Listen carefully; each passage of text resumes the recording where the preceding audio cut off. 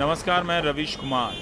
मतदाता का मन कौन जान सकता है। विजेता जब विधाता बन जाए तो उसके भाग्य को छोड़ उनके बीच चले जाना चाहिए जो चुनाव के बाद बेगाना रह जाएगा। चुनाव के कारण हम पत्रकारों को भी स्टूडियो के घोंसले से निकलकर नदियों और पहाड़ों के ऊपर विहार करने का मौका मिल जाता है। बुलंदशहर, गाजियाबाद के बाद अब ओखला। हिंदुस्तान सिर्फ सुदूर जंगलों और शहरों में नहीं रहता, वो राजधानियों में भी रहता है। चुनाव के समय अक्सर हम राजधानियों को ऐसे छोड़ देते हैं जैसे यहाँ चुनाव होते ही नहीं। तो बहरहाल मैं ओखला में हूँ। इस छत से आपको सुर्ख और सूखे मकानों का समंदर दिखेगा। हमारी राजनीति ओखला या ओखला जैसे मोहल्लों को एक धार्मिक बाड़े या अड्डे या घेटों के रूप में देखना सिखाती है। लेकिन ज़रा अपने गाँव की बसावट को याद कीजिए तो सदियों दलितों की बस्तियाँ पश्चिम दिशा में बसाई गईं और उन्हें अपवित्र माना गया। आज भी उनकी बस्तियां वहीं पड़ी हैं। ये और बात है कि वहां अब काफ़ी बदलाव है। किसी अपार्टमेंट में जाकर आप देखेंगे तो पाएंगे कि वहां ज़्यादातर एक ही संप्रदाय या समुदाय के लोग रहते हैं। फिर भी हमारी राजनीति उन अपार्टमेंट की पहचान किसी संप्रदाय या धर्म विशेष से नहीं करती है। यही दिल्ली के पटपड़गंज में जाइए तो आप पाएंगे कि अपार्टमेंट के नाम पेशे के आधार पर हैं, जाति के आधार पर हैं, इलाके के आधार पर है। मगर मुसलमानों की बस्तियों के साथ राजनीतिक नाइंसाफी इस कदर हुई कि इन्हें न सिर्फ राजनीतिक रूप से एक रंग में पेंट किया गया, बल्कि इन बस्तियों का म्यूनिसिपल विकास भी ठीक से नहीं हुआ। तो खैर, इन नाइंसाफियों को अभी का अभी समाप्त तो नहीं किया जा सकता, मगर बात कर लेंगे अगर जिक्र हुआ तो हम ओखला में क्यों हैं? कुछ घिसे पिटे सियासी मसलों पर रोने पिटने के लिए नहीं, बल्कि देश के अलग अलग राज्यों से आए कुछ छात्रों से बतियाने के लिए हैं कि वो जब किसी को वोट देने का फैसला करते हैं तो वो कौन सी प्रक्रिया होती है जिससे ये गुजरते हैं। आमतौर पर जामिया विश्वविद्यालय में पढ़ने वाले इन छात्रों से बात करने का सबब ये भी है कि इनके अपने पारिवारिक परिवेश में कितना आर्थिक और सामाजिक बदलाव आया है। मुसलमानों के बीच क्या कोई मध्यम वर्ग बना है? विभाजन के वक्त ज्यादातर अमीर और जमींदार मुसलमान इस मुल्क से चले गए, जो रह गए वे ज्यादातर गरीब या निम्न मध्यम वर्गीय थे। उसी लिहाज से जानना चाहूंगा कि क्या बदलाव आया है। ये छात्र अपने राजनीतिक रहनुमा किस में ढूंढते हैं? किसी मौलवी में, किसी गैर मुस्लिम सेकुलर नेता में, या किसी मुस्लिम नेता या किसी भी नेता में जो किसी भी पार्टी का हो मगर काम करता हो। इनके गैर मुस्लिम सामाजिक संबंध किस तरह के हैं, उसमें किस तरह के बदलाव आए हैं, यानी दोस्त यार से लेकर उठने बैठने वालों की भी बात हो जाएगी। इन नौजवानों की राजनीतिक महत्वाकांक्षाएं किस तरह से बदली हैं? देश में इस वक्त चल रहे तमाम मुद्दों को ये किस नज़र से देखते हैं? हम ये भी जानना चाहेंगे कि क्या ऐसा भी होता है कि एक ही समुदाय के बीच रहने से राजनीतिक निर्णय की प्रक्रिया समुदाय या समूह के स्तर पर प्रभावित होती है, या फिर ये एक व्यक्तिगत मतदाता के रूप में बर्ताव करते होंगे? इन्हीं सब मुख्तलिफ सवालों पर आज मुख्तसर चर्चा करने का इरादा है प्राइम टाइम में। तो ये ओखला का नज़ारा है। सामने यमुना नदी है। आजकल टीवी पे नदी बहुत दिखती है तो वो बनारस की नदी होती है, गंगा नदी होती है। लेकिन इस देश में बहुत सारी ऐसी नदियां हैं जो अलग अलग शहरों में, अलग अलग गाँव में बहती हैं। उनका नाम शायद कोई अभी इस वक्त नहीं ले रहा है। हम यहाँ पर दो तीन मुख्तलिफ बातों को जानने के लिए आए हैं कि वोट देने की प्रक्रिया क्या होती है। तो हमारे साथ जामिया मिलिया में पढ़ने वाले कुछ लड़के लड़कियां हैं जो देश के अलग अलग राज्यों से, अलग अलग पारिवारिक पृष्ठभूमि से आते हैं। ठीक है, तो हम इन लोगों से बात करेंगे। नौजवान हैं ये भी। यूथ वाला जो एक वोटर होता है उसमें आप लोग भी काउंट होते ही होंगे, है ना? मैं थोड़ा सा जानना चाहता हूँ कि आप पहली बार वोट देंगे या दे चुके हैं? दूसरी बार देंगे। दूसरी बार देंगे। पहली बार और दूसरी बार, इस बार जब वोट देने के लिए जाएंगे आप जी, तो किसको वोट देंगे, उसको ये फैसला करने की प्रक्रिया का आधार क्या है आपका? टीवी है, फेसबुक है, सोशल मीडिया है, किसके ज़रिए आप सूचनाएं जमा कर रहे हैं कि हम इस पार्टी को देंगे या इस पार्टी को नहीं सर, पिछली बार से जो काम देखा हमने, जिसको भी पहले हमारे घर बुजुर्गों ने करा के भेजा वोट, उस काम को देख करके अब हम तय करेंगे कि हाँ जिसने बढ़िया काम किया है अगर तो करेंगे, नहीं किया तो नहीं करेंगे। तो ये इस तरह से नहीं होगा कि जो आपके बुजुर्ग कह दिए वही आप वोट करेंगे? अरे नहीं सर, नहीं, हमारा नहीं। वोट हमारी सरकार। और आप यहीं दिल्ली के रहने वाले हैं या नहीं कहीं सर, और से? बिहार में हमारा परिवार बिहार से, हम दिल्ली के हैं। आप परिवार बिहार से? जी। मैं थोड़ा सा जानना चाहता हूँ कि आपके परिवार के पृष्ठभूमि बिहार में कहीं गांव से? मोतिहारी से हैं सर। तो मेरे जिले से निकल जी सर, आप कोटवा से हैं मेरे ख्याल से। कोटवा से हैं जी। अरे बाप रे, पहले ही एक्सीडेंट हो गया।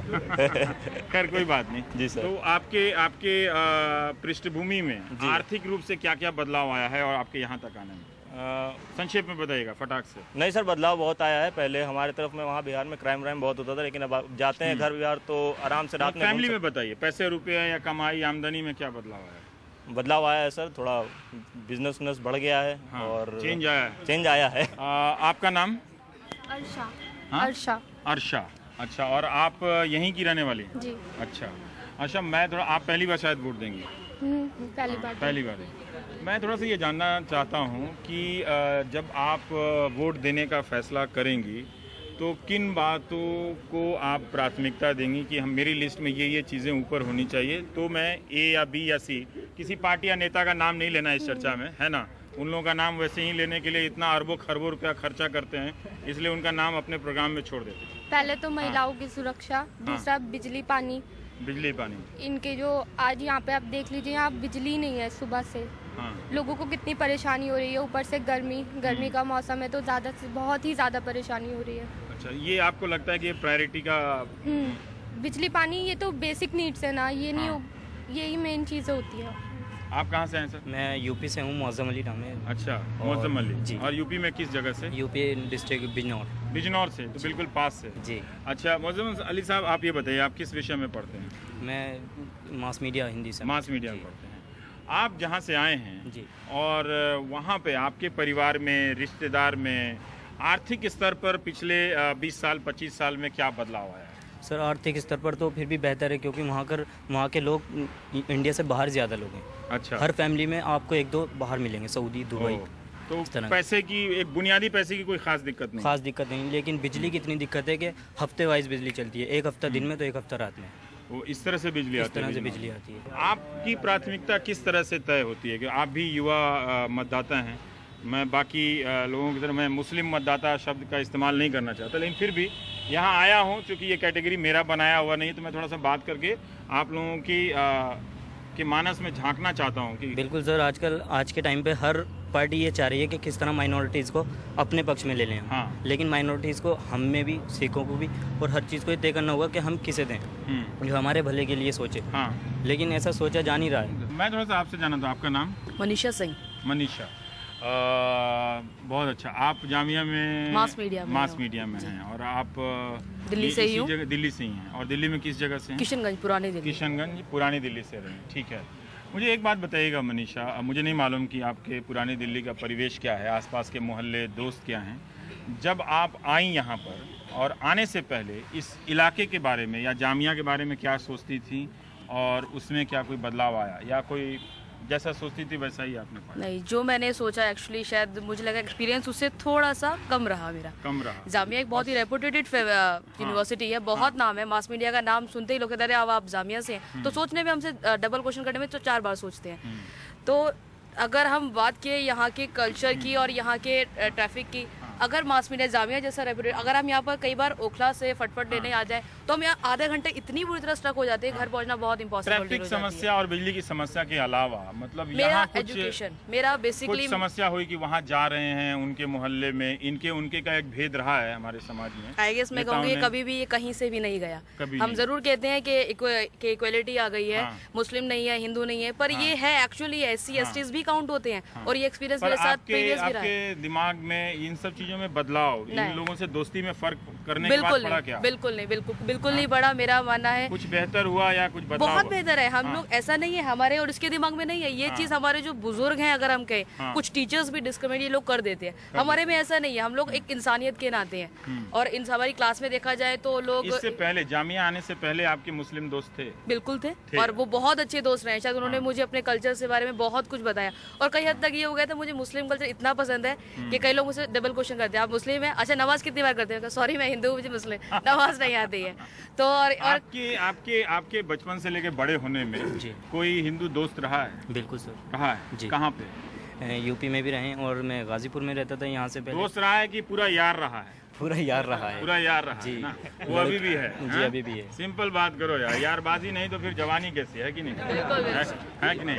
अच्छा, आपका नाम? अदनान सालेही। अदनान, आप कहाँ से हैं? मैं वेस्ट बंगाल आसनसोल से हूँ। अच्छा, आप पश्चिम बंगाल से आते हैं, आसनसोल। अच्छा, जी, जब जी। भी कलकत्ता जाने के ट्रेन में तो बड़ा स्टेशन बिल्कुल, है, बिल्कुल। ठीक है, जंक्शन है ये, हाँ। बड़ा जंक्शन है। और गैंग ऑफ वासेपुर ने तो उसे किसी और तरीके से दिखाया, ठीक है। वो सब देखे हैं। हाँ, सब देख रहे हैं, ठीक है। पर नाम मैं आपको भूल गया। अदनान अदनान। अदनान, हाँ। ऐसा। तो अदनान, मैं थोड़ा सा जानना चाहता हूँ कि आपका लीडर, जैसे दिल्ली में हम जब मुसलमानों के मसाइल पे जब बहस करते हैं तो किसी मौलाना मौलवी को स्वाभाविक रूप से पकड़ते हैं, या फिर कोई बड़ा नेता देश का अगर कम्युनिटी को संदेश देना चाहता है तो देवबंद को बुला लाता है, दारुल उलूम से बुला लाता है, या कोई किसी संगठन का नेता होता है वो आ जाता है अपनी गाड़ियों में आता है और लगता है कि उससे बात कर ली तो आपसे भी बात कर ली।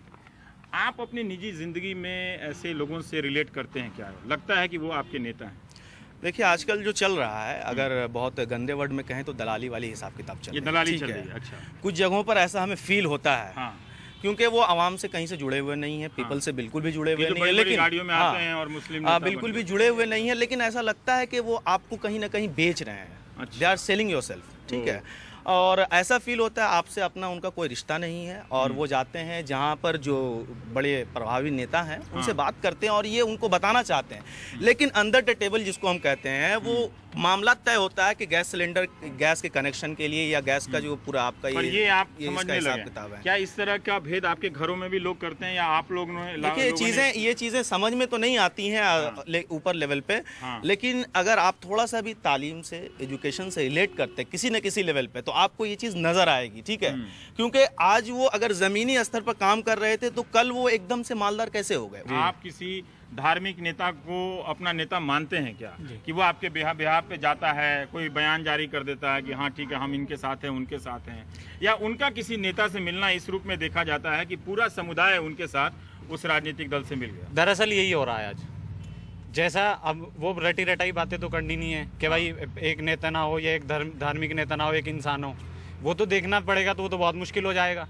लेकिन उनमें हम किन लोगों को हम वोट देते हैं, किन्हें हम चूज करते हैं, दरअसल मैटर वो करता है। भाई साहब कह रहे हैं अभी कि जो धार्मिक नेता है हम उन्हें बुरा नहीं कह सकते। क्यों नहीं कह सकते? दरअसल यही तो बात है, हम उन्हें बुरा नहीं कह सकते, उसी का वो फायदा उठाते हैं। क्या हम उन्हें बुरा तो कहेंगे नहीं? उनको भी चुनौती देना चाहिए। बिल्कुल, चुनौती दीजिए ना आप उन्हें। और मैं मुजफ्फरनगर से हूँ, मेरे यहाँ क्या हो रहा है, अभी एक MP उठे हैं, एक मुस्लिम भी है उनमें, एक गैर मुस्लिम भी है। हम गैर मुस्लिम को सपोर्ट कर रहे हैं क्योंकि क्या हुआ, जो दंगों में भड़काने का काम था वो उसमें एक मुस्लिम शामिल था, तो हम उसे क्यों सपोर्ट करें? ठीक बात है। सर मैं नसीम अशरफ, जामिया मिल्लिया इस्लामिया से। हाँ, सर हमें ये समझना होगा आराम कि सर हमें ये समझना होगा आराम कि से, जो क्या हमारे वाद विवाद लीडर्स प्रतियोगिता हो रही है क्या दोस्त? हैं, हाँ, जो हमारे आराम से। लीडर्स हैं, हाँ। उनको देखना होगा। क्या कि देखना होगा? आने ने उनको क्या देखना होगा ये इसलिए नहीं आए। आप अपने लीडर को कैसे देखते हैं, मैं इसलिए आया हूँ आपके पास। सर जो हमारे लीडर्स हैं, हाँ। हम अपने लीडर्स हम खुद चूज करते हैं। हाँ। हमें ये देखना होगा कि जो हमारे लीडर्स है क्या हमारे बुरे वक्त में वो कितना काम आए हैं, जो हमारे प्रॉब्लम्स है, जो हमारे इश्यूज हैं, उनको वो कितना किस हद तक वो टैकल कर रहे हैं। सर मेरा ये कहना है ना कि देखिए हम ही लोग हैं ज़्यादा छूट दे देते हैं, टाइट करना चाहिए, बिल्कुल विकेट टू विकेट बॉलिंग करानी चाहिए इन लोगों को भी, जैसे 1977 में या कैसे। विकेट बॉलिंग मैं आपका ही एक प्रोग्राम देख रहा था, 9 PM में आपका प्रोग्राम आता है, उसमें कुछ समय पहले आपने एक मदनी साहब के फादर थे, दंगे हुए, उनको इंदिरा जी ने भेज दिया बाहर कि जाइए जा करके बता करके आइए हमारे यहाँ हालत कैसी है मुसलमानों की। वो गए वहाँ जाके तारीफ कर दी, आके राज्यसभा उठा के ले गए। हमने ही तो उन्हें बना के भेजा था ना कि हाँ भाई हमारे नेता है, क्या गए जाके भेज के आ गए। हमें चुनौती देनी होगी। एक सवाल है कि आप अपना लीडर, मैं देख रहा था राजनीतिक पार्टी, मैं एक तरह से देखता हूँ कि राजनीतिक पार्टी बताते हैं कि फलाने कॉन्स्टिट्यूंसी में मुसलमान 30% है, यहाँ पे 15 है, वहाँ पे 22 है, लेकिन जब मैं लिस्ट देखता हूँ तो सबकी सारे प्रमुख दलों को अगर मिला लिया है तो वो 50 भी सीट नहीं देते हैं, ठीक है। और कोई एक पार्टी तो है कि वो अभी तक 1 दिया या 2 दिया, कितना देगी वो नहीं जानते। आपका लीडर कौन है?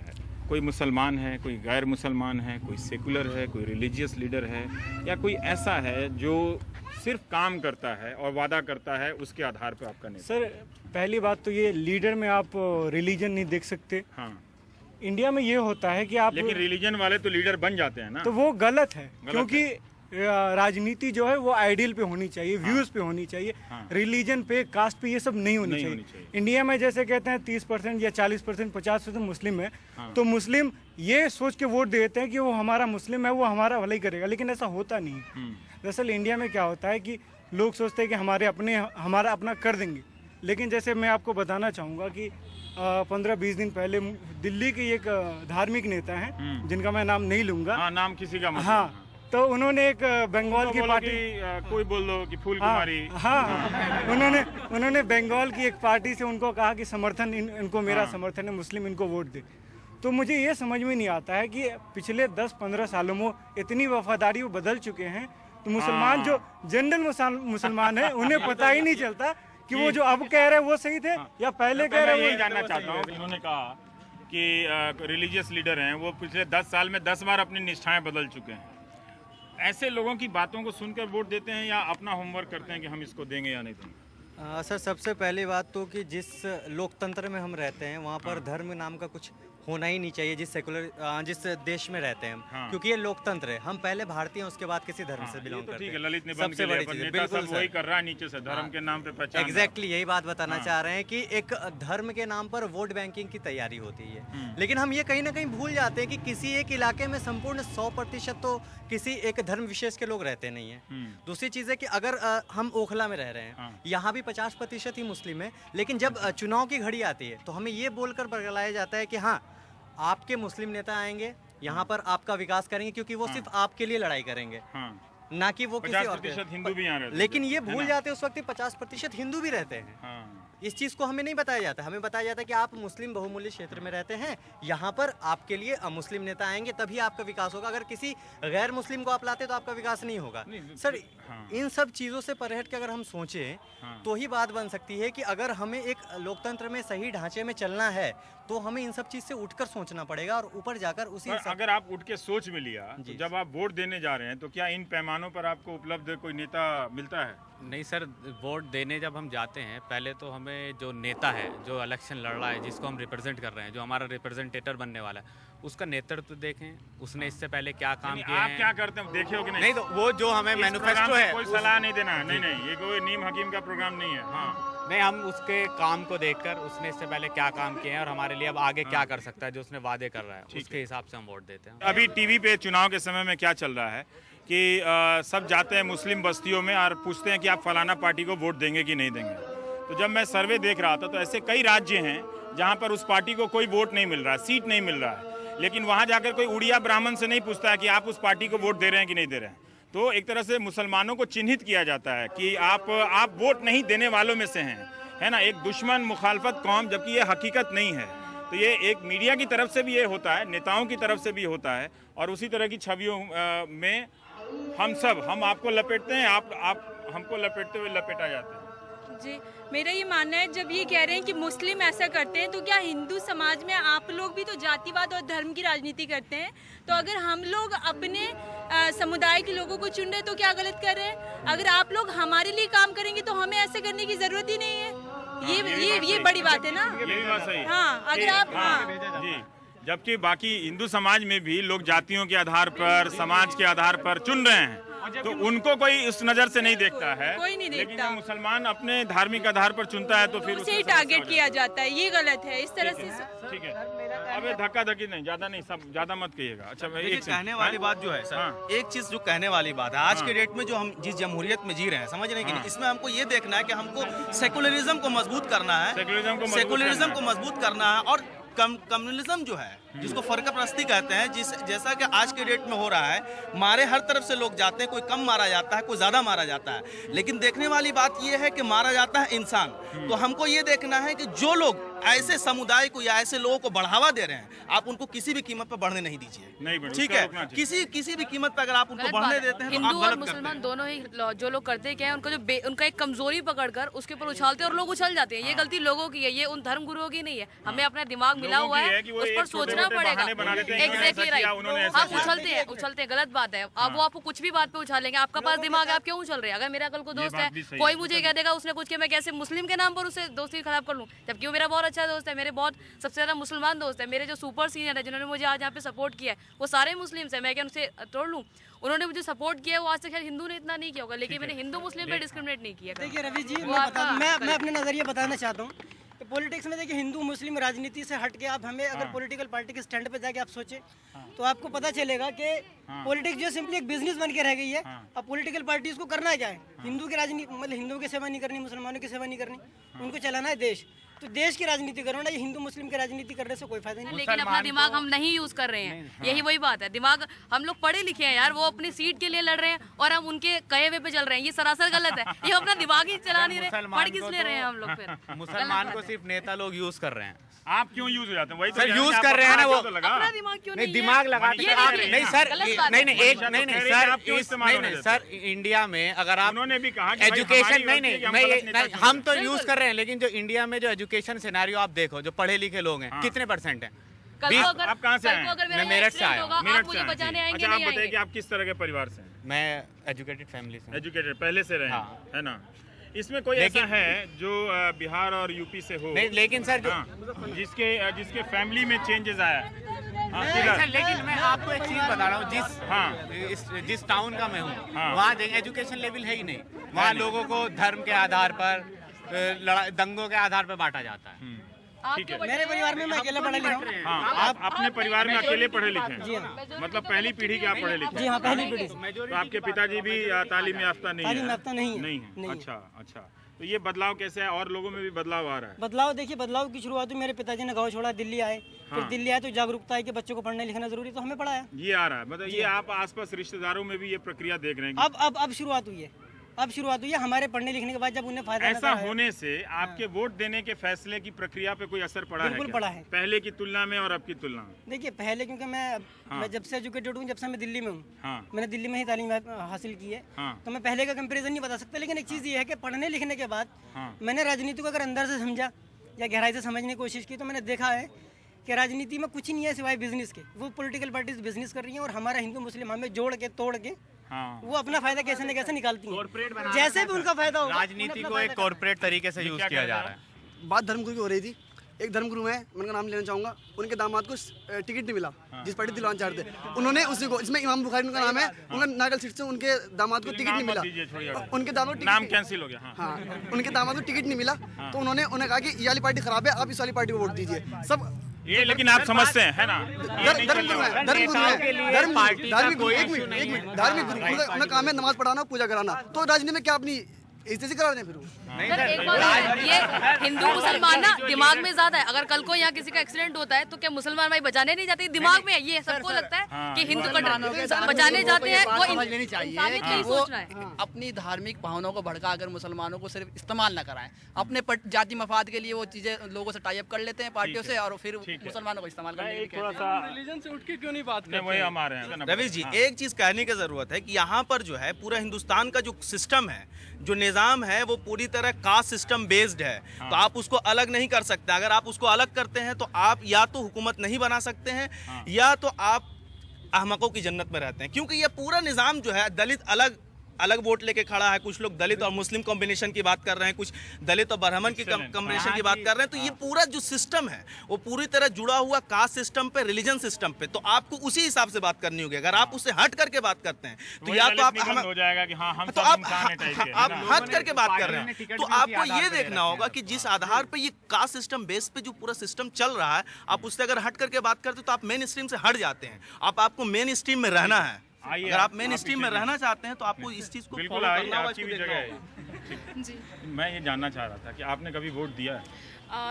मैंने नहीं, अभी तक तो लोकसभा इलेक्शन में वोट नहीं पहली दिया। बार आप? जी, है ना? जी, पहली बार भी नहीं दे पाऊंगी क्योंकि हम यहाँ पे घर से दूर हैं और वोटर आईडी कार्ड घर का है। घर में ही जो भी सियासी चर्चा होती होगी, उसमें मतलब फैसले करने के आधार में कोई बदलाव आया है या वही किसी ने कह दिया तो सब उसी को? नहीं, सबसे बड़ी बात ये एजुकेशन की।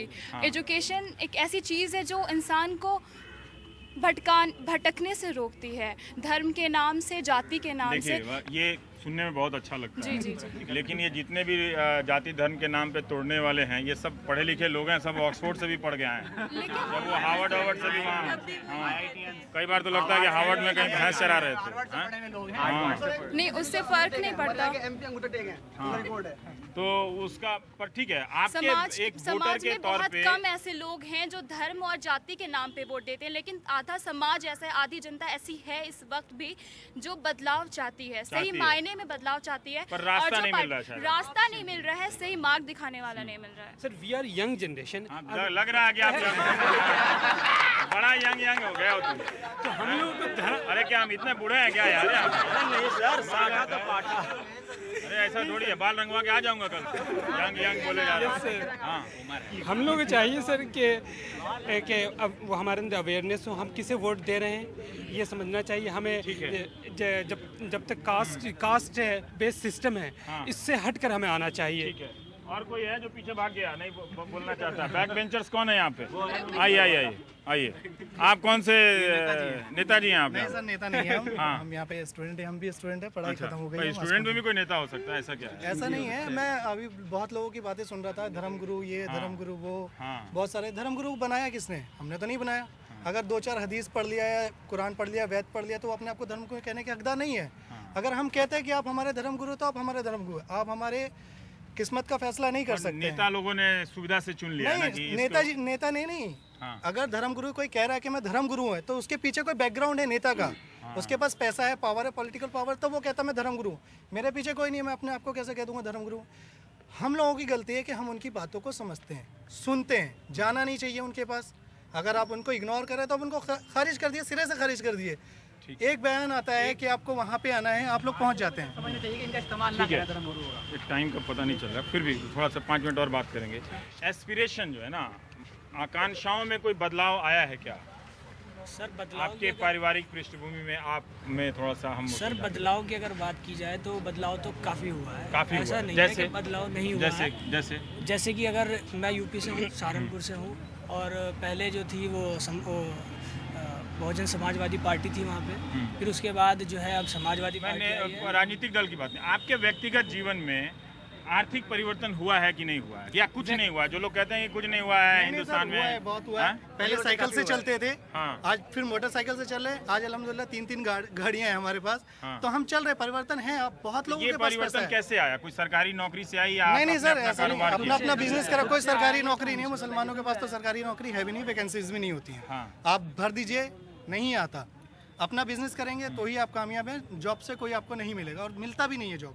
सरकारी नौकरी में मुसलमान के लिए कोई जॉब नहीं। मैं वही जानना चाहता हूँ कि हाँ, ऐसा नहीं है कि सरकारी नौकरी में मुसलमान के लिए जॉब नहीं है। बहुत नहीं। अगर आप मुझे वो ये कहना चाहते हैं कि नौकरियों में मुसलमान कम है।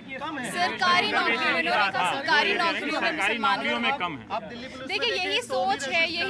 आप दिल्ली पुलिस में देखें तो भी नहीं है, बहुत कम है।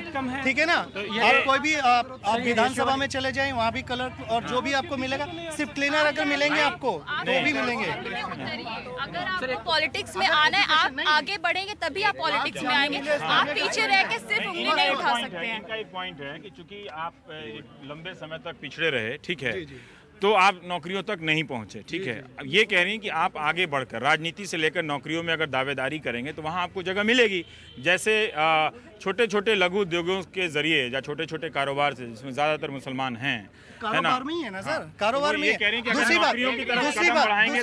बात मैं आपको बताऊं, नौकरियों में, कारोबार में या नौकरी में कैसे आप जाएंगे? आप ज़्यादातर लोग हम यहाँ पे उर्दू से पढ़े हैं। उर्दू का कोई आज के टाइम में अस्तित्व नहीं है, कम है। मैं बता दूं आपको, भाषा नहीं बिल्कुल इतनी अच्छी भाषा है। ये बात सही है, कम है। इमोशनल नहीं होना है, बात सही कह रहे हैं कि कम है, पढ़ के आपको नौकरी नहीं मिलेगी। आप, मैं बताऊं आपको, हिंदी पढ़ के आप रवीश कुमारी बन सकते हैं, वो तो ठीक ठाक है। लेकिन भाषाओं को किसी के लिए सीमित नहीं रखा गया है। आपको बंगाल की बात बताता हूँ, वहाँ पे बहुत सारे नौजवान थे। कहाँ से हैं सर? मैं बंगाल से भी हूँ, कलकत्ता से भी हूँ, बॉम्बे से इंडिया से हैं। पूरा भारत मेरा घर है। इसका मतलब जो इंडिया कहता है ना, वो अच्छा नेता होता है।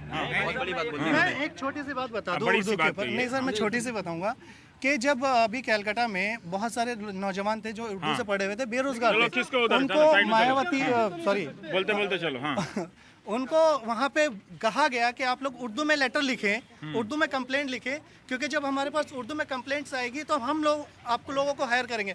अगर आप बंगाली में लिखेंगे और अब हिंदी में लिखेंगे तो हमारे पास ऑलरेडी वहाँ पे वर्किंग लोग हैं। तो ये हमारे पे भी डिपेंड करता है कि हम ज़्यादातर ज़्यादातर उर्दू को जो है बढ़ावा दें। मैं वही कह रहा हूँ कि इन सब सवालों को अब आप नोट कर रहे हैं ना कि सरकारी नौकरी में आपकी भागीदारी कम है, विधानसभा में आपकी भागीदारी पर्याप्त नहीं है, लोकसभा में भागीदारी पर्याप्त नहीं, ये आप नोट कर रहे हैं कि नहीं कर रहे? बिल्कुल बिल्कुल हम देख रहे हैं इस चीज को। खाली उर्दू की बात करते हैं, उर्दू की तरक्की की बात करते युवा हैं वोटर बन के घूम रहे हैं सर। हम अगर हम उर्दू की तरक्की की बात करते हैं तो हम खुद सोचें कि हम किस लेवल पे कितना सीख रहे हैं, कितना डेली लाइफ में हम किस मतलब कि क्या कितना उर्दू यूज करते हैं। ये बात कर रहे हैं कि उर्दू की वजह से इन्हें मौका नहीं मिल रहा है। सबसे बड़ी बात तो ये है कि मीडिया जो सबसे बड़ी चीज है, मीडिया ही एक नौकरी का इलाका नहीं है और बहुत ये हो सारे सकता इलाके, है। बहुत सारा और सर मेरा मानना है कि पैसा कमाना बहुत आसान है, आप पैसा कैसे भी कभी भी कमा सकते हैं। नौकरियों का सवाल, अब हम चॉइस पे पैसा कमाएंगे तो मुश्किल है, लेकिन पैसा कमाना बेहद सबसे आसान काम पे है पैसा कमाना। मेरा मानना ये है आज की डेट में पैसा कमाना बहुत आसान है, मौके की कमी नहीं है, लेकिन अपने चॉइसेस के आधार पर जाते हैं तो गलत है। मैं मोतिहारी बिहार से हूँ। यार ऐसा मोतिहारी वाला आ गया क्या? आपका नाम सुनकर सब आ गए। जामिया में पढ़ता हूँ मैं, मास मीडिया। हमारे यहाँ जो आर्थिक स्थिति में बदलाव आई है वो औद्योगिकरण से आया है, उद्योगों से आया है, ना कि राजनीति से आया है। आज जो 12वीं पास बच्चे हैं वो कॉल सेंटर में काम करते, पर आज से 15 साल पहले 20 साल पहले ऐसा नहीं था। वो बेरोजगार रहते थे या ग्रेजुएशन करके ही लोग बेरोजगार रहते थे, पर आज औद्योगिकरण के कारण बहुत सारे बदलाव हैं। मोतिहारी में कहाँ से हैं? मेन मोतिहारी हिंदी बाजार। मेन हिंदी बाजार से, ठीक है। तो हम ये जानना चाहते हैं कि आपके रिश्तेदारी में कितने लोगों ने 10-15 साल में नौकरियां पकड़ी हैं, जो मेरे उनका घर पेशा में बदला है और पैसा आया, आप अच्छे से खा पी रहे हैं? गवर्नमेंट जॉब में, मेरे दादाजी भी गवर्नमेंट जॉब, पहले से थे? पापा भी गवर्नमेंट जॉब में। पहले से थे तो आप लोग खानदानी लोग हो गए ना, फिर तो कुछ वैसे ही LIC होते जमा हो जाता है। वो लोग मेहनत किए हैं, BPSC क्रैक किए हैं। आसपास के परिवेश। हाँ, तो वही मैं बोल रहा हूँ कि वहाँ कॉल सेंटर में लोग गए हैं। कॉल सेंटर तो वहाँ नहीं है, पर छोटे छोटे उद्योग धंधों को बहुत बढ़ावा मिला है वहाँ पे। और सरकार का हाथ हुआ है भाई, ही चला है, बिजनेस पे ही चला, अपने बलबूते पे आप कुछ कर सकते हैं। बने तो उसमें ज्यादा लोगों की भागीदारी नहीं करूंगा। देखिए बात यह है कि कह रहे हैं कि सरकार का योगदान नहीं, देखिए सरकार का योगदान कैसे नहीं है। बिहार में टीचर की बहाली हुई थी, ठीक है, उसमें कहा गया कि चलो भाई नहीं हुआ, लेकिन जो नहीं, आप मेरी बात सुनिए, आपने एक मिनट, बिहार में सीप का काम बंद था, सीप का काम शुरू हुआ, अभी भी नहीं है, मेहनती में अभी भाई साहब काम शुरू हुआ है। आप बिहार तो जाइए, आप तो दिल्ली दूसरे महीने जाता हूँ। हम बिहार के लिए नहीं आए, हम बिहार के लिए नहीं आए हैं। हम एक छोटा सा ब्रेक लेंगे, ठीक है, छोटा सा एक ब्रेक लेंगे। तो आप क्यों चुपचाप भागे पीछे से? आपको नहीं बोलना था इसमें? हाँ, ऐसा कुछ नहीं है सर, बस वो मैं कुछ बात करी थी। हैविंग फन टाइप से नहीं नहीं, सबको बोलना चाहिए। मैं चाहता हूँ मेरे प्रोग्राम, हाँ कुछ नहीं, कान में क्या बोल रहे हैं? पॉइंट है सर, हाँ, कि विकास जो है वो एक नेचुरल प्रोसेस है। विकास एक नेचुरल प्रोसेस है। आप नेता बनिएगा तो होर्डिंग में लिखवा दीजिएगा। एक मिनट, विकास एक प्राकृतिक प्रक्रिया है। यस सर, नैसर्गिक प्रक्रिया है। विकास राजनीति का काम है, विकास को रिसोर्सेज के हिसाब से यूटिलाइज करना, उसकी स्पीड नियमित करना, जो कि इस देश में होता है। बहुत अच्छी बात कही, ठीक है, सही बात, अच्छी बात कही सर। मुझे ऐसा लगता है कि इंडिया के पास जितनी रिसोर्सेज हैं उसके हिसाब से विकास नहीं, विकास हो रहा है, मैं ये मानता हूँ विकास हो रहा है, हाँ। लेकिन इंडिया में जितनी रिसोर्सेज है उसके हिसाब से विकास नहीं हो रहा, और राजनीति का जो मकसद होता है वो मकसद पूरा नहीं हो रहा को हमें समझने की जरूरत है। मेरा गाँव वाली बात पे, हाँ, बिहार मतलब बिहार नहीं पूरे भारत की मैं बात करूं तो उसमें यह है कि हमारे भारत का जो मेन जो है उद्योग जो कहा जाता है वो कृषि उद्योग है। पेट्रोल के दाम बढ़े, पेट्रोल के दाम बढ़े, कोई बात नहीं, चलो भाई पब्लिक कमा रही है, लोगों ने कहा भाई तरक्की हुई है, लोगों ने सैलरी बढ़ी है, CNG के बढ़े, गैस के बढ़े।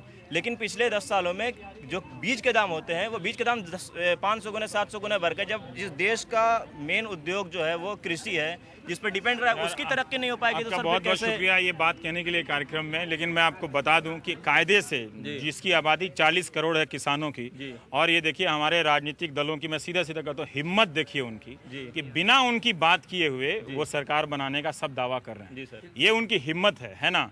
इसीलिए मैं जानना वो दुस्साहस है कि कैसे हो सकता है कि आप किसानों की बात ना करें, और बात करें तो मैनिफेस्टो में कुछ भी लिख दीजिए कि हम आएंगे तो अनाज खरीद लेंगे, ये कर लेंगे, लेकिन वो एक जो ढांचागत बदलाव मांग रहा है उस पर आपके देश में बहस नहीं होती है। जिस पे आबादी तय मतलब रूप से वही किसान काम करती है, उसकी तरक्की होनी चाहिए। जब सबसे ज्यादा काम करने वाले तरक्की करेंगे तब देश की तरक्की होगी। युवा लोग भी भले शहर में रहें या मैनहट्टन में रहें या मोतिहारी में रहें, है ना, या मिशिगन में रहें, लेकिन किसानों के बारे में सोचे जरूर। तो सर एक चीज़ में ऐसी भी होनी चाहिए कि बड़े बड़े एनजीओ होते हैं जो काम करते हैं कि हाँ भाई हम डॉक्टर बनाएंगे, इंजीनियर बनाएंगे, किसी एक एनजीओ को भी होना चाहिए कि एक टैलेंटेड आदमी को नेता बनाएंगे। हाँ यार, ये भी अच्छा है। और एक अच्छे आदमी को किसान बनाएंगे। हाँ बिल्कुल बिल्कुल। एक अच्छे आदमी को किसान बनाएंगे। किसी को गर्व नहीं होता है, लेकिन मैं कई ऐसे मित्रों को जानता हूं जो नौकरियां छोड़ के खेती कर रहे हैं और बहुत गर्व के साथ अच्छा कर रहे हैं और वो खेती कर रहे हैं। तो वो हम उम्मीद करते हैं कि आप जैसे यंग एज वाले लोग जो हैं, युवा सोच रहे हैं, युवा ने बहुत लोड ले लिया है देश का, तो खेती का भी लोड ले ही लेगा। छोटे से ब्रेक के बाद आते हैं तो और इन लोगों से बातचीत करेंगे ऐसे ही।